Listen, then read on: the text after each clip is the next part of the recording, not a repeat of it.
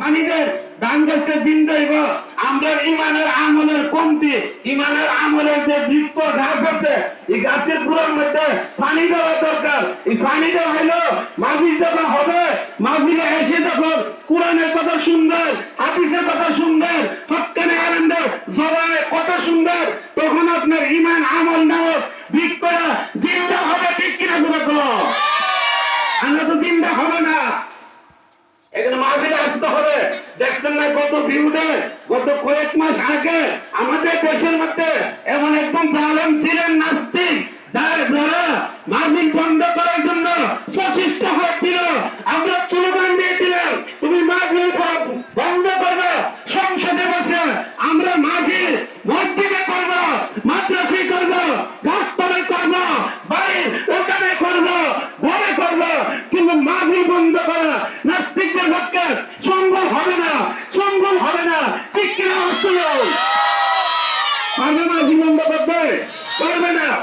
আর সামনে আমাদের নির্বাচন আসতেছে, আমরা প্রত্যেকটা মুসলমান সজাগ থাকতে হবে।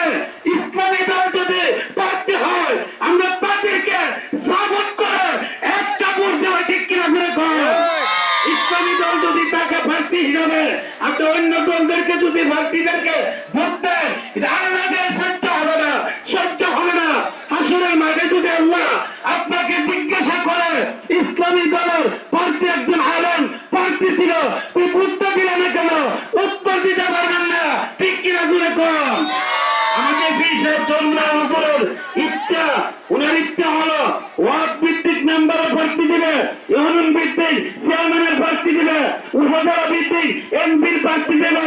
আমরা প্রয়োজনে রাত দিন 24 ঘন্টা শ্রম দিয়া, দান দিয়া, মাল দিয়া, রক্ত দিয়া, টাকা দিয়া ওই প্রার্থীকে পাস করানোর জন্য, সাকসেস করার জন্য কারা কারা প্রস্তুত আছেন? হাত উঠাইয়া আল্লাহকে দেখা। আপনারা সামনে ইসলামী দেশ যতক্ষণ পর্যন্ত না হবে, বাংলাদেশে শান্তি আসবে না, ফ্যামিলিতে শান্তি আসবে না, আপনার ঘরে শান্তি আসবে না। আপনি নিরীহ মানুষ, সমাজের মানুষ আপনার প্রতি অত্যাচার করবে, জুলুম করবে। অত্যাচার জুলুম থেকে যদি মুক্তি পেতে চান, ইসলামী দলগুলোকে সাপোর্ট করতে হবে। ঠিক কিনা করে করেন? নেতৃত্বে আমরা এই বাংলাদেশে ভবিষ্যতে ইসলাম কায়েম করতে চাই, কায়েম করতে চাই। ঠিক কিনা করে করেন? চরমনাই জিন্দাবাদ, জিন্দাবাদ। ওয়াসাই দোয়া করে